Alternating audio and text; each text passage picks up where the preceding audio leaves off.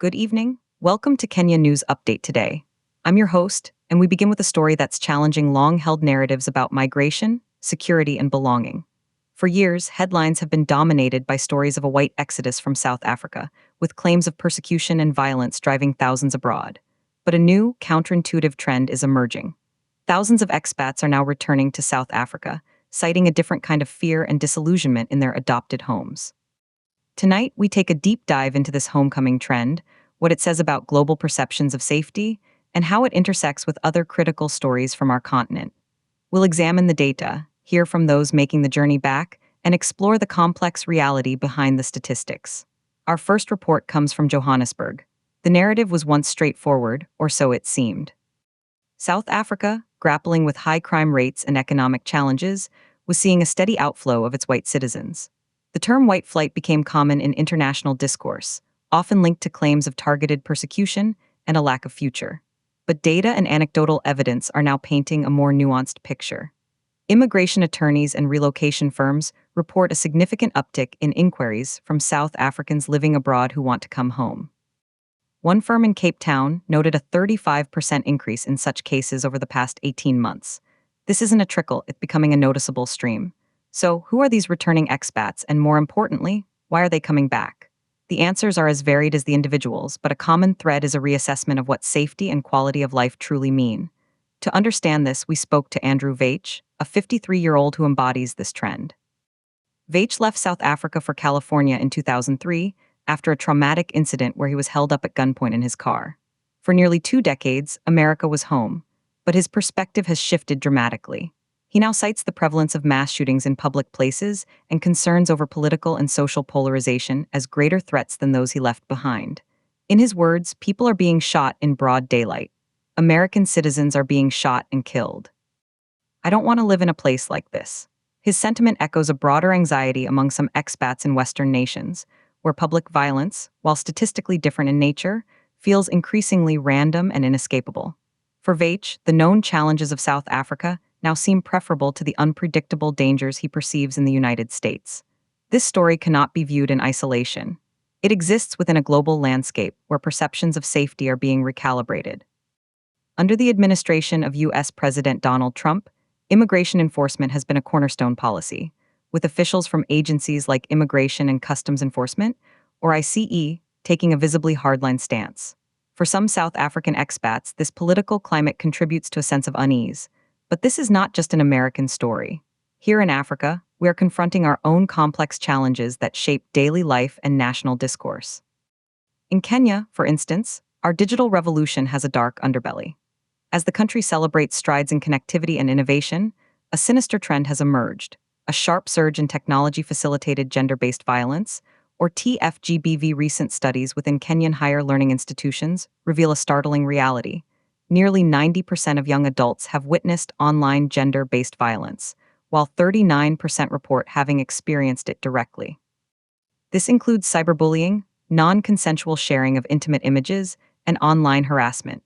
It's a pervasive issue that affects millions of women and girls, casting a shadow over the tech boom. In response, Kenya and France have announced a new partnership aimed at tackling this surge in online abuse. The collaboration will focus on legal frameworks, law enforcement training, and support systems for victims. This is a critical front in the broader fight for safety and dignity, proving that threats in the 21st century are not solely physical, but increasingly digital and psychological. Let's return to the numbers behind the South African homecoming. While firm national statistics are still being compiled, surveys and industry data point to a clear pattern.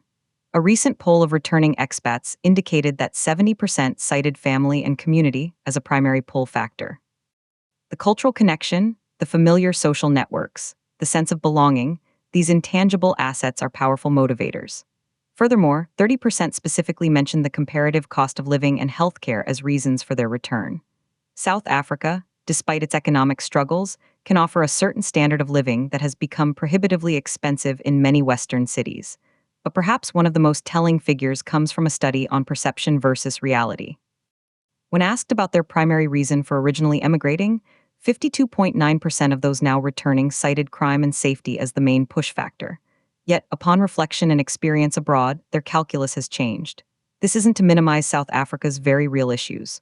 crime rates remain high and economic inequality is stark. The trend does not suggest a mass, carefree return to a utopia. Instead, it highlights a complex risk assessment. For many, the specific, often hyper-localized crime they feared is weighed against the perceived societal instability, political division, or impersonal violence they encounter in their host countries. It's a choice between different types of risk. And for a growing number, the balance is tipping back toward home. Analysts suggest this could have significant economic implications. Returning expats often bring capital, skills, and international experience. One estimate suggests that over the past 3 years, approximately 12,000 people have actively returned through formal relocation channels, with potentially thousands more doing so independently. Their reinvestment in local businesses, property, and communities represents a quiet but valuable influx. While we track these human migrations, another critical story of movement and exploitation is unfolding off the coast of West Africa.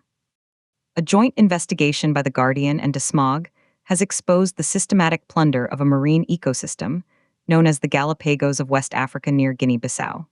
The report details how foreign-owned floating fish factories are illegally harvesting thousands of tons of fish to be turned into fish meal and oil, primarily for export to feed livestock and farmed fish in Asia and Europe. This industrial-scale operation is devastating for local artisanal fishers like Pedro Luis Pereira. On the island of Bubec, the only ice factory has been broken for months, forcing fishers to make a 6-hour round trip to the mainland just to get ice to preserve their catch.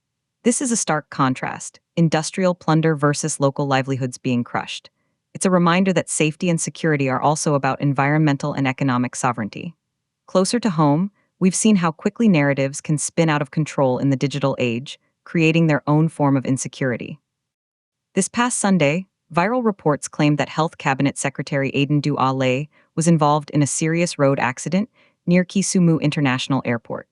The CS was in the region for the homecoming ceremony of Medical Services Principal Secretary Dr. Alma Aluga.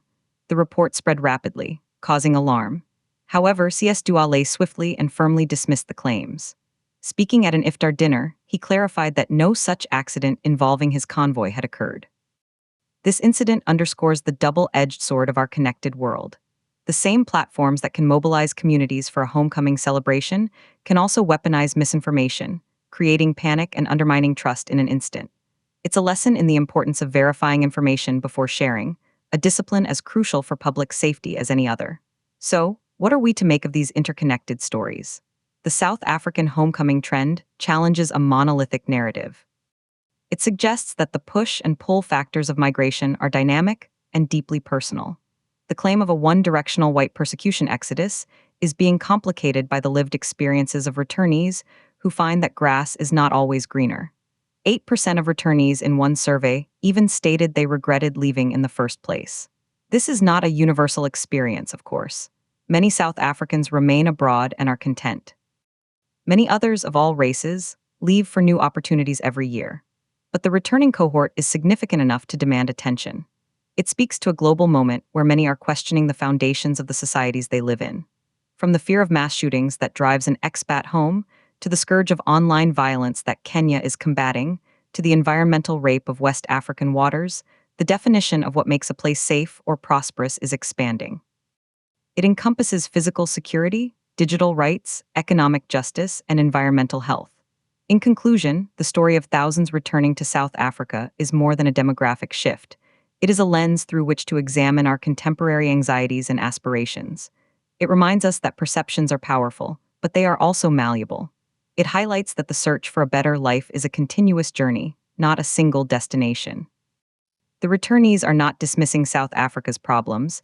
They are making a conscious choice to face a set of challenges they understand, within a culture they call home, over a set of foreign fears they find less tolerable. Their journey underscores a universal truth. Home is not just a place of perfect safety, but often a place of managed risk, deep connection, and personal meaning. As the world grows more complex and interconnected, perhaps the ultimate trend is not just about moving from point A to point B, but about continuously reevaluating where and how we can truly live well. For Kenya News Update today, this has been a deep dive into the changing tides of migration. Thank you for watching.